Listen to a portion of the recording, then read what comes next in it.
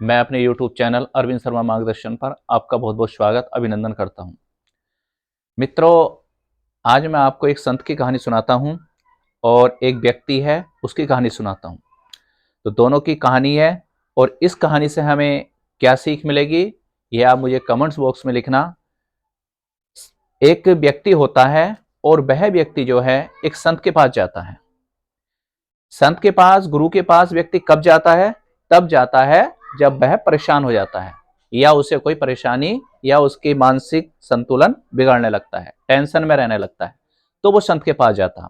तो ऐसा ही समझिए, वह व्यक्ति कुछ परेशान होगा, उसे कुछ अच्छा नहीं लग रहा होगा, उसने जो किया होगा वह उससे संतुष्ट नहीं रहता होगा, तब वह संत के पास पहुंचा। जब वह संत के पास पहुंचता है, वहां पर उन्हें प्रणाम किया। प्रणाम करने के पश्चात उनसे पूछा कि गुरुजी, आप ये बताइए सबसे बड़ा पाप क्या होता है? सबसे बड़ा पाप क्या होता है? संत मुस्कुराते हुए बोले कि सबसे बड़ा पाप? उन्होंने कहा कि बताओ आप कहां से आए? तो व्यक्ति ने अपना सारा, जहां से वह आया था, पूरा अपना वृत्तांत बताया। वहां का रहने वाला हूं मैं, ये काम है मेरा, ऐसा मैं करता हूं। फिर संत बोले कि अपने जो परिवार है आपका, उसके विषय में बताइए। उस व्यक्ति ने अपने परिवार के विषय में बताया कि ये मेरे पुत्र हैं, ऐसा है वैसा है, ये काम होता है घर पर। संत बोले कि ये बताइए कि कैसा चल रहा है, कौन क्या क्या काम करता है। उसने अपने परिवार के विषय में बताया कि कौन कैसे करता है और कैसा व्यवहार किसके प्रति है, सारी चीजें बताई। संत जी हंसकर बोले, तुम ये जो बोल रहे हो सही नहीं बोल रहे, तुमने जो बात बताई है झूठ बताई है, और तुमने जो करते हो तुम, वह भी नहीं बताया। तो वह व्यक्ति बोला कि गुरुजी, बस कुछ ऐसा ही समझ लिया, मैं नहीं बता पा रहा किसी कारण से। वो थोड़ा झिझका।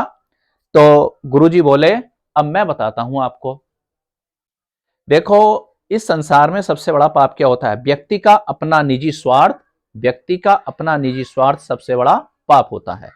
यदि तुम अपने निजी स्वार्थ के लिए किसी को परेशान करोगे, किसी का हक मारोगे, किसी का दिल दुखाओगे, तो यही सबसे बड़ा क्या होता है? पाप कहलाता है। महाभारत में तुमने देखा होगा, धृतराष्ट्र ने, जो नेत्रहीन थे, धृतराष्ट्र राजा थे, उसने क्या किया था? अपने एक पुत्र दुर्योधन के पुत्र मोह में फंसकर अपने 100 पुत्रों को मरवा दिया था। अर्थात 100 के 100 पुत्र उसके मारे गए थे जब कौरव पांडवों का युद्ध हुआ था। तो फिर बोले संत कि अब तो आपको अपने प्रश्न का उत्तर मिल गया होगा। तो संत बोले क्या नाम है व्यक्ति, कि मैं समझा नहीं। ये समझने की बात यह है, आप सबके साथ एक सा व्यवहार नहीं करते। लालच में आकर या अपने निजी स्वार्थ में होकर आप अलग अलग दृष्टि से देखते हो, अलग अलग अपना व्यवहार करते हो। तो यही तुम्हारा, या जो भी ये काम करता है अपने लिए, जो निजी स्वार्थ रखता है, अपना निजी लालच रखता है, वह सबसे बड़ा संसार का पाप होता है। इसलिए हमें ये नहीं सोचना चाहिए कि मैं उसका रुपया लूं, पैसा लूं, जमीन लूं, उसे परेशान करूं, यही सबसे बड़ा पाप है। व्यक्ति का अपना निजी स्वार्थ सबसे बड़ा पाप होता है। तो मैं समझता हूं कि मित्रों, आपको ये कहानी अच्छी लगी होगी, और यदि आपको अच्छी लगी हो तो आप बताना कि और इसमें हमें क्या क्या सुधार करना चाहिए, तथा कहानी के विषय में बताना कि कैसी लगी आपको। बहुत बहुत धन्यवाद।